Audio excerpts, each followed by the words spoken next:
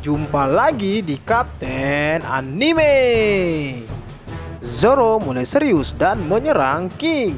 ありえねえなロロノアゾロ Lalu akhirnya wajah asli King diperlihatkan.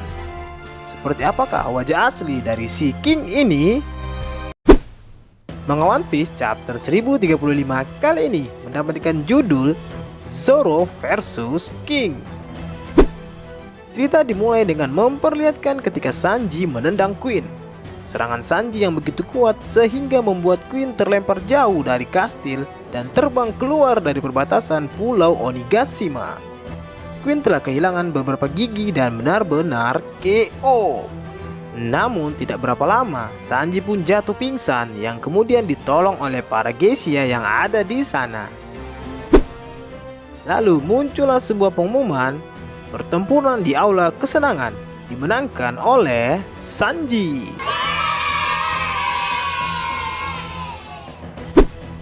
Kemudian cerita berpindah ke pertempuran antara Zoro dan King.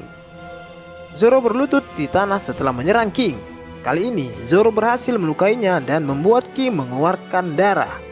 Serangan Zoro tersebut juga memotong bagian lain dari topeng King yang membuat hidung dan mulutnya terlihat.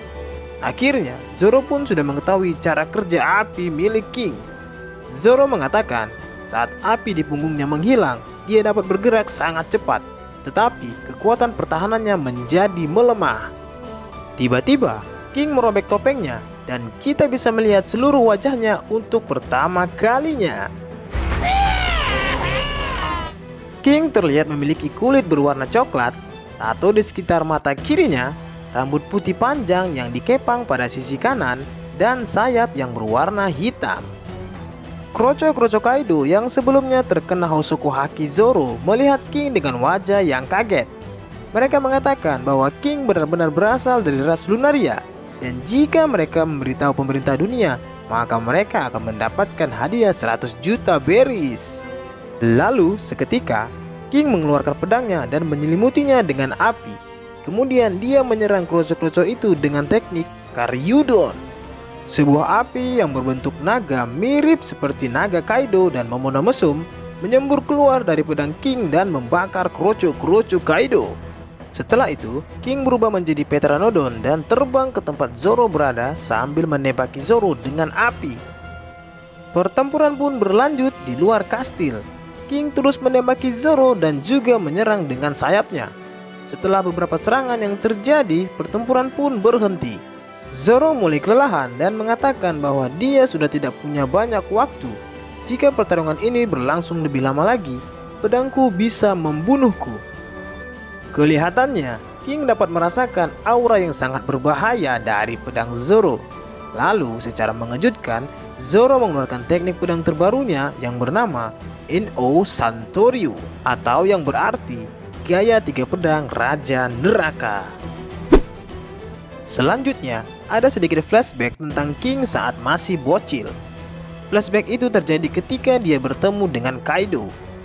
Mereka berdua merupakan tahanan di fasilitas Pang Hazard, yang mana pemerintah dunia sedang melakukan eksperimen dengan mereka berdua. Kaido berhasil melarikan diri dan dia menemukan seorang bocil yang dipenjara di dalam suatu mesin. Kaido terkejut melihat seorang Lunaria yang ada di sana. Kaido mengatakan bahwa pemerintah dunia tidak akan pernah melepaskanmu. Kaido kemudian mengajak bocil itu untuk meninggalkan tempat tersebut dan kemudian mengajaknya untuk membuat kelompok bajak laut. Kaido lalu membebaskan si bocil dan mereka berdua melarikan diri dari tempat itu sambil menghancurkan fasilitas yang ada di Pang Hazard. Kaido kemudian menanyakan siapa nama bocil itu. Dia bernama Arbel. Kaido lalu berkata bahwa dia adalah anak yang kuat dan dia pantas menyebut dirinya sebagai King. Kaido pun menjadikan King sebagai tangan kanannya.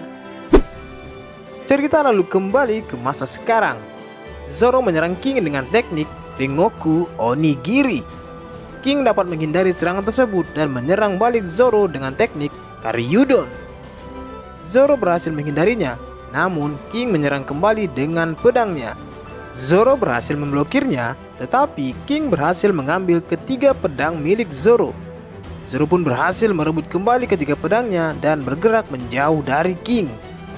Namun, Zoro tidak bisa melihat posisi King karena dia bergerak dengan kecepatan yang sangat tinggi. Secara tiba-tiba, King menendang Zoro dengan kecepatan tinggi. Namun, Zoro berhasil menghindari tendangan tersebut dan melakukan serangan balik dengan menebas tubuh King secara vertikal. King pun terluka dan mengeluarkan darah. Dengan cepat, Zoro pun memanfaatkan situasi ini dan menyerang King dengan brutal. King kemudian berubah menjadi Pteranodon dan terbang menjauh dari Zoro. King lalu menciptakan naga api yang lebih besar dan lebih kuat dengan teknik Omori Karyudon untuk menyerang Zoro. Sebaliknya, Zoro juga menyerang King dengan teknik No Santoryu Ipyaku Sanzo Hiryu Jigoku. Teknik Zoro tersebut mampu memotong setengah naga api raksasa yang diciptakan oleh King. Kemudian Zoro menyerang King dengan tebasan yang sangat kuat di tubuhnya, di mana tebasan Zoro tersebut menciptakan beberapa kilatan petir berwarna hitam. Tebasan pedang Zoro tersebut ternyata sangatlah kuat, sehingga mampu memotong pedang King menjadi dua bagian dan membelah sayap kanan King menjadi dua. Nah, adegan tersebut merupakan penutup dari manga One Piece chapter 1035 kali ini. Dan berita buruknya adalah untuk minggu depan One Piece libur.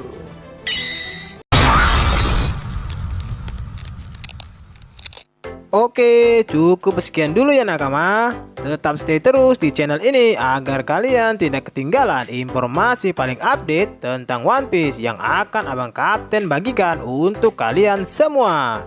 Dan pastinya jangan lupa like, comment, and subscribe.